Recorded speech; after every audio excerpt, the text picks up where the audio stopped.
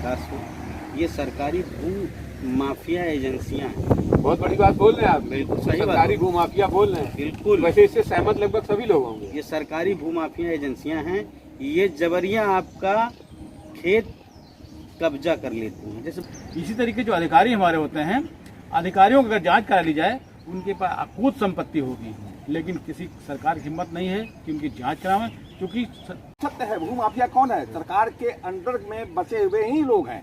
उनके द्वारा संचालित कोई वो संस्था है जो क्या किसानों की समस्या सत्ता और विपक्ष के लिए सिर्फ एक चुनावी मुद्दा बन के रह गया है? आज के माहौल में तो ऐसा ही प्रतीक होता है कि अब तो सत्ता छोड़िए, विपक्ष भी किसानों के साथ नहीं है। किसानों के किसी मुद्दे पे विपक्ष आज बोलना ही नहीं चाहता है। हम बात कर रहे हैं राजधानी लखनऊ में भारतीय किसान यूनियन अवध राजू गुप्ता गुट की। लखनऊ जिला उपाध्यक्ष राम मिलन यादव अपने साथियों सहित किसानों के हक और अधिकारों के लिए बीते कई वर्षों से अनिश्चितकालीन धरना प्रदर्शन कर रहे हैं। कुछ सामाजिक संगठनों जब इसकी जानकारी हमें प्राप्त होती है तो हम लोग अपनी टीम के साथ वहां जाते हैं। वहां पे जाने के बाद किसानों से बात करते हैं, प्लस किसान के जो पदाधिकारी हैं संगठन के, उनसे बात करते हैं। इसी दौरान अब ये देखने में आया है कि अब कई सामाजिक संगठन इन किसानों के समर्थन में आगे आ रहे हैं। आज किसानों के अधिकारों के लिए यादव सेना संगठन तथा अखंड भारत मिशन के राष्ट्रीय अध्यक्ष शिव कुमार यादव जी ने वहां पहुंचे थे और किसानों को अपना समर्थन देते हुए इस लड़ाई को कानूनी रूप से लड़ने में उनकी सहयोग की पूरी वादा किया है कि पूरा सहयोग करें।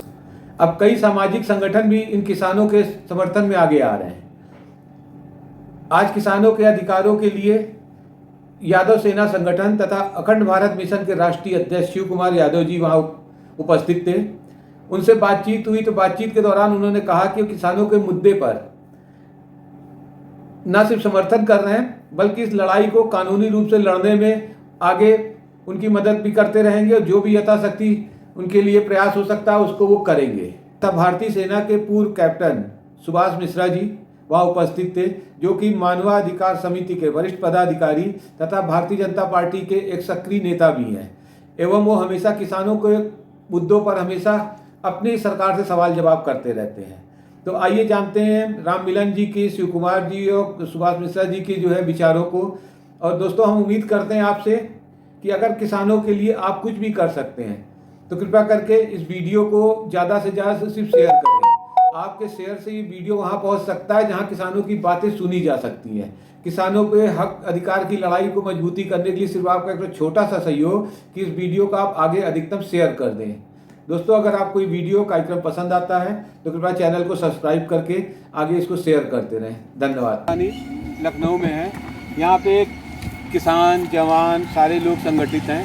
आज इनसे हम लोग आपसी भाईचारे में, जैसे होता क्या है कि जैसे आपने क्रिकेट का फ्रेंडली मैच देखा है, वैसे हम चाहेंगे कि आपस में बेबाकी से सत्ता हो विपक्ष हो समस्या हो उस पर अपनी बात रखें।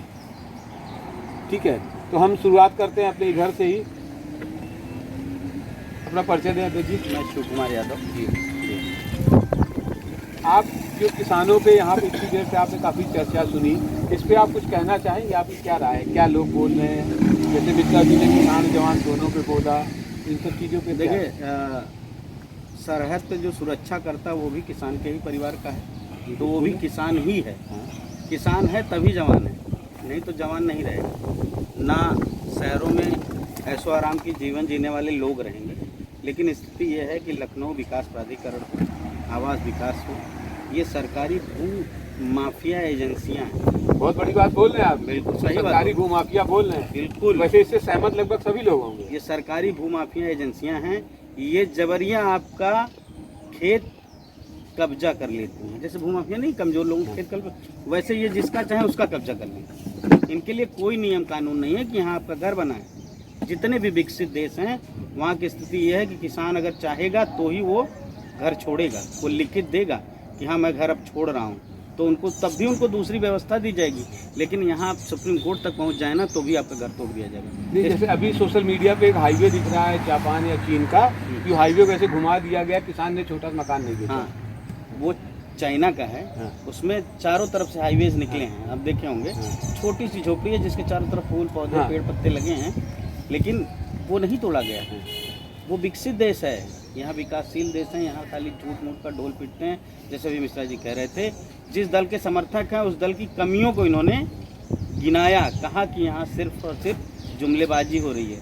तो मैं कहता हूँ जो भी जिस भी दल का समर्थक हो, लेकिन जब अपने हक अधिकार की बात आए तो ये किसान के साथ ये जो शोषण है, ये तो मेरे ख्याल से आज़ादी के 2-4-10 साल बाद ही शुरू हो गया था। नहीं, मुझे तो लगता शुरू से है, हाँ। चाहे राजशाही थी तब भी था।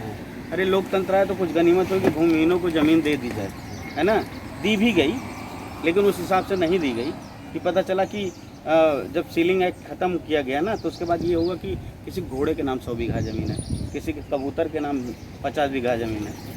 उन सब चीज़ों से बचाने के लिए घोड़े कुत्ते बिल्ली और अपने परिवार के जो बच्चे भी पैदा हुए उनके नाम भी ज़मीनें ट्रांसफ़र कर दी। लेकिन उसके बाद लोगों को ज़मीनें मिली, संविधान से ही ज़मीनें मिली। लेकिन ये जो भू एजेंसियाँ आ गई हैं, सरकारी भूमाफिया एजेंसियाँ हैं, इसमें नेता मिला है, इसमें कर्मचारी मिला है, इसमें अधिकारी मिला है।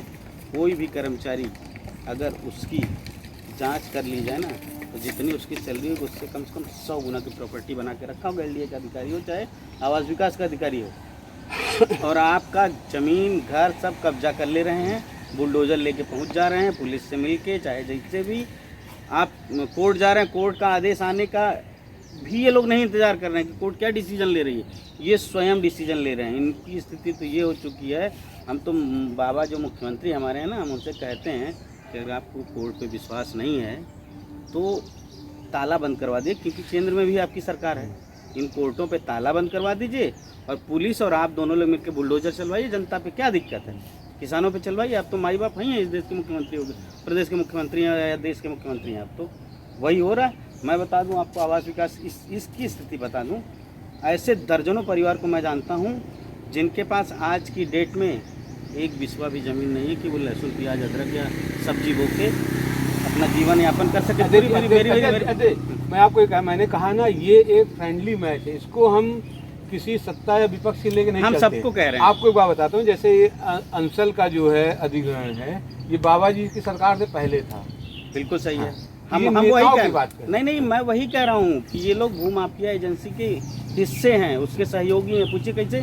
अभी कोई पार्क मायावती बना देती हैं तो सपा सरकार आती है, फिर बीजेपी आती है, वो उपेक्षित रहता कि वो मायावती ने बनवाया है। लेकिन ये क्यों नहीं उपेक्षित हो रहा है?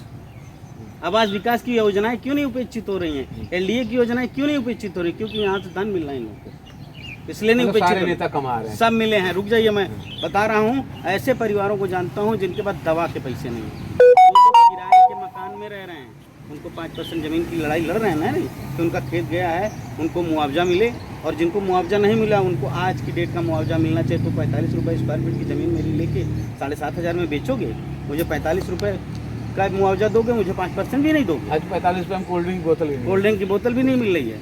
और हमारा तुम लेने के बाद भी हमको क्या दे रहे हो? 45 रुपये देने के लिए कह रहे हो, और अधिकारी ये कहता कि 5% भूल जाओ। जियो किस बात का है? जियो किस बात का है? ये अधिकारी माने कि जो अधिकारी जियो पास करके मर गया इसी विभाग का, तो ये लोग रिटायरमेंट के बाद क्यों पेंशन ले रहे हैं? तो क्यों पुराना जियो दिखाते हैं कि ये ऐसे नियम है, ये चीज़ें हैं। उनके लिए नियम है, किसान के लिए कोई नियम नहीं है। किसान वो कीड़ा मकोड़ा है कि बुलडोजर चला दो, उसको कुचल के ख़त्म कर दो, उसकी ज़मीन कब्जा कर लो, पूंजीपतियों के हाथों बेच दो, ब्यूरोक्रेटिक के हाथों बेच दो, डॉक्टर इंजीनियर जिनके पास रुपया उनको बेच दो मनमाना की। आपका क्या है, जो आप लोग पूरी बातचीत हो रही है, इस पर क्या निष्कर्ष आपको लगता है? मेरा कहना यही है, कितने भाई ने कहा है, सत्य कहा है। जैसे कि हमारे यहाँ जो हमारे यहाँ जिम्मेदार थे, आज उन परिवार की स्थिति ये हो गई है, जो बड़ी बड़ी ऊँची की बिल्डिंग बनी हुई है, खाना बनाने का काम, झाड़ू पोछा करने का काम, क्योंकि सरकार ने इतने कम पैसों में ज़मीन उनकी ले ली है, वो दोबारा कहीं ज़मीन भी नहीं ले पाए हैं। तो ऐसे परिवार हमारे एलडीए और आवास विकास जिनमें ज़मीन लेती है, वहाँ की स्थिति इतनी दयनीय हो गई है कि सरकार के सभी लोग जानते हैं, लेकिन उनको कहीं ना कहीं कीड़ा मकोड़ा समझ करके कुछ नहीं किया जाता है। ना गांव विकास होता है, ना उनके बच्चों को दुआ, ना शिक्षा, ना दवा, कुछ भी नहीं है। इसी तरीके जो अधिकारी हमारे होते हैं, अधिकारियों की अगर जांच करा ली जाए उनके पास अकूत संपत्ति होगी, लेकिन किसी सरकार की हिम्मत नहीं है कि उनकी जांच करावें, क्योंकि चपरासी लेकर के अधिकारी तक सब मिले हुए हैं, सब भ्रष्टाचार करते हैं, सबको पैसा चाहिए, इसलिए कोई करना नहीं चाहता है। हम लोग लिखा पढ़ी साथ में उन्होंने कहा है कि जिस गांव की ज़मीन आप ले रहे हैं उसके समीप ही आवास विकास के द्वारा 5% ज़मीन देने की बात कही गई। वो आज भी पर लिखा हुआ है, कागज़ दिए। और इसके पहले बलकार सिंह ने कहा भी कि किसानों पर कागज़ है और आप लोगों पर कागज़ नहीं, तैयारी के नहीं आए हो। इस तरह अब बलकार सिंह ने डांटा था अपने अधिकारियों को, तब भी आज 8 महीना हो गया हिला हाली करते हुए, लेकिन उन्होंने 5% फ्री आप कास्ट की बात नहीं कर रहे हैं। कह रहे पैसा दो तो प्लाट लो। पैसा आपने दिया 4950 पैसे और आज का रेट है 7900 रुपये। मतलब आज के रेट से वो कह रहे हैं हाँ ले ले लो 7900 स्क्वायर फीट किस किसान की औकात लेने की है। आपने हमको दिया 4950 पैसे फुट और आप दोगे हमको 7900 रुपये स्क्वायर फीट है? ये तो मुगीला सपने हो गए किसानों के। इस पे हम लोग को फिर वो करते हैं। पहले जो आपने एक चीज़ बोला उस पर मिश्रा जी से एक चीज़ है, आपने शायद सुना होगा कि नोएडा, गाजियाबाद, गुड़गांव, इन सब जगहों पे जितनी हाउसिंग सोसाइटियाँ बनी हैं उसके गार्ड, उसमें सफाई कर्मचारी से लेकर सब वही लोग हैं जिनकी ज़मीन पे ये सब सोसाइटियाँ और आपका नोएडा बसा है। आप इस पर क्या कहेंगे? ये उनकी मजबूरी है, क्योंकि उनकी जो कमाई या उनकी जो ज़मीन, उनके जायदाद जो उनके बाप दादाओं की थी, जो कुछ भी था, थोड़ा था बहुत ज़्यादा था, उससे कोई मतलब नहीं है। उसको सरकार ने अपने एजेंसियों के द्वारा, एजेंसी कौन है? आवास विकास, LDA, भू माफिया, उनके अधिकारी। उन्होंने कहा ना सरकारी भू माफिया, सही बात है। उन्होंने जो कहा है बिल्कुल सत्य है। भू माफिया कौन है? सरकार के अंडर में बचे हुए ही लोग हैं, उनके द्वारा संचालित कोई वो संस्था है जो भू माफियाओं से भरी हुई है। उनमें अधिकारी, कर्मचारी, यहाँ तक कि मंत्री भी शामिल हैं। ये कोई गलत नहीं साहब ने बताया। यह है कि जब हमारी संपत्ति को आपने औने पौने दावों में खरीद करके, झूठा आश्वासन करके, लिखित देने के बावजूद भी अगर मुकर रहे हैं तो हमारे पास तो कुछ बचा ही नहीं। यानी किसानों के पास बचा क्या? उसकी पूरी संपत्ति तो आपने ले लिया। हाँ, मतलब किसान जिसकी जमीन है उसी को ये हक नहीं है अपनी जमीन का रेट तय करने का। रेट तय करने का तो मजबूरी कहाँ है? वो कहाँ भीख मांगने जाए? उसी संस्था में फिर वो खड़े होकर के अपनी रोजी रोटी के लिए, अपने बच्चों के लिए जो है खड़ा होकर दरबानी कर रहा है, सफाईगिरी कर रहा है, माली का काम कर रहा है। ये बहुत ही अन्याय है और संसार है सरकार के। जबकि आप देखिए बिल्डर को हक है कि अपने फ्लैट का रेट तय कर ले, अपने 2 मंजिला सिंगल स्टोरी कोई भी मकान बनाए, दुकान बनाए, उसका रेट बिल्डर तय कर सकता है। लेकिन इस देश का दुर्भाग्य कहेंगे कि किसान जिसकी ज़मीन थी उसको उसका रेट जो सरकार तय करती है। इस पर क्या कहेंगे? सरकार को हमारे ज़मीन यानी किसान के ज़मीनों का रेट तय करने का कोई अधिकार नहीं है। मैं मानता हूं कि ज़मीन सरकार की है। जब सरकार को अगर किसी प्रकार का कोई ऐसा समस्या आता है या डेवलपमेंट का कोई ऐसा जो है सिस्टम बनता है, उस हालात में सरकार जो है किसानों की ज़मीन ले सकती है। लेकिन ये जीओ में है कि आप उसकी ज़मीन लेने से पहले उसे लेकर के दूसरे जगह विस्थापित करें या उसका जो सरकारी रेट नहीं, जो आजकल का जो सरकारी रेट है उससे 3 गुना हिसाब से पैसा पेमेंट करें। अभी आजकल मेरे ख्याल से 4 गुना हो गया है। किसानों की भूमि के लिए 4 गुना है और जो शहरी के लिए जो है 2 गुना है। ये जीओ में है। लेकिन जो आप साहब ने बताया कि भू माफिया में कोई और नहीं है, हमारे अधिकारी हैं, हमारे सिस्टम में बैठे हुए करप्ट लोग हैं जो इस सिस्टम को ग्राउंड पर इम्प्लीमेंट होना नहीं देना चाहते हैं। बड़ी दुर्भाग्य की बात है कि मुख्यमंत्री जी के सानिध्य में ये काम हो रहा है और चुपचाप मूक दर्शक बन के बैठे हुए हैं। उन्हें सख्त से सख्त कार्रवाई इनके खिलाफ करनी चाहिए। हम फिर किसानों के मुद्दे पे ऐसे आपस में बैठ के डिस्कस करेंगे। तब तक के लिए धन्यवाद। और बाकी आपको इस पे जो भी विचार आपको लगते हैं, आपके अपने विचार हैं, आपकी अपनी राय है, वो आप ज़रूर दें हमें, क्योंकि आपके विचार से ही आगे की कार्रवाई, आगे की बातचीत या कोई भी मसले का हल ये आपसी सहमति से करने का सबसे अच्छा रास्ता होता है कि आपसी विचार एक दूसरे को प्रेषित किए जाए। तो कृपया इस पर अपने विचार जरूर रखें। धन्यवाद। बहुत बहुत धन्यवाद।